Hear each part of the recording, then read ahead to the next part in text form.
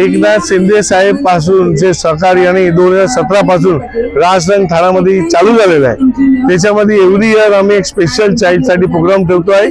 शिंदे साहेबचा खास आग्रह आहे की आपले जो स्पेशल चाइल्ड आहे त्याच्यासाठी काय करायला पाहिजे, त्याला एवढा मोठा मैदान भेटत नाही, एवढी सगळी संघटना एवढा आयोजन भेटत नाही, तो त्याच्यासाठी खास कार्यक्रम आम्ही एव्हरी इयर एक दिवस ठेवतो आहे। आज 24 तारीखला आपण ठेवलेला आहे।